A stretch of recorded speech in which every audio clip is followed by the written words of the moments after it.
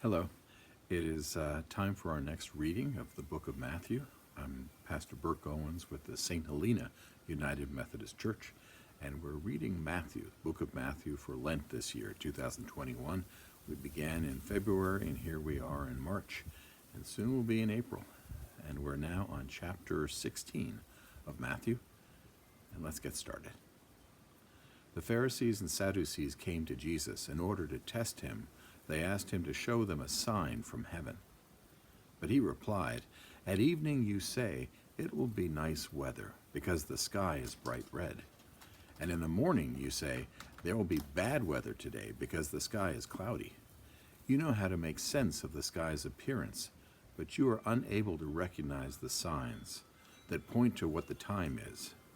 An evil and unfaithful generation searches for a sign, but it won't receive any sign except Jonah's sign." Then he left them and went away. When the disciples arrived on the other side of the lake, they had forgotten to bring bread. Jesus said to them, "Watch out and be on your guard for the yeast of the Pharisees and the Sadducees." They discussed this among themselves and said, "We didn't bring any bread." Jesus knew what they were discussing and said, "You people of weak faith, why are you discussing among yourselves the fact that you don't have any bread? Don't you understand yet?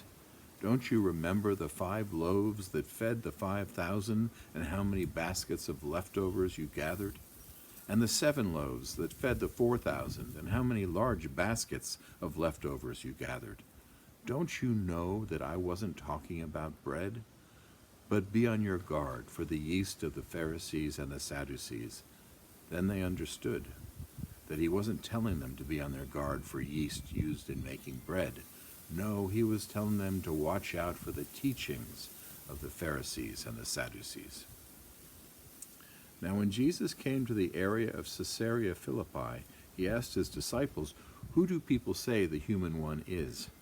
They replied, "Some say John the Baptist, others Elijah, and still others Jeremiah, or one of the other prophets." He said, "And what about you? Who do you say that I am?" Simon Peter said, "You are Christ, the Son of the living God." Then Jesus replied, "Happy are you, Simon, son of Jonah, because no human has shown this to you. Rather, my Father who is in heaven has shown you. I tell you that you are Peter, and I'll build my church on this rock. The gates of the underworld won't be able to stand against it. I'll give you the keys of the kingdom of heaven. And anything you fasten on earth will be fastened in heaven, and anything you loosen on earth will be loosened in heaven." Then he ordered the disciples not to tell anybody that he was the Christ. From that time, Jesus began to show his disciples that he had to go to Jerusalem and suffer many things from the elders, chief priests, and legal experts, and that he had to be killed and raised on the 3rd day. Then Peter took hold of Jesus and, scolding him, began to correct him. "God forbid, Lord, this won't happen to you." But he turned to Peter and said, "Get thee behind me, Satan. You are a stone that could make me stumble, for you are not thinking God's thoughts, but human thoughts." Then Jesus said to his disciples, "All who want to come after me must say no to themselves, take up their cross, and follow me. All who want to save their lives will lose them, but all who lose their lives because of me will find them. Why would people gain the whole world but lose their lives?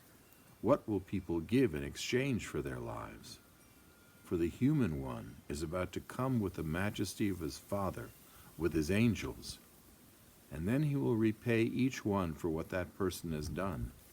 I assure you that some standing here won't die before they see the human one coming into his kingdom."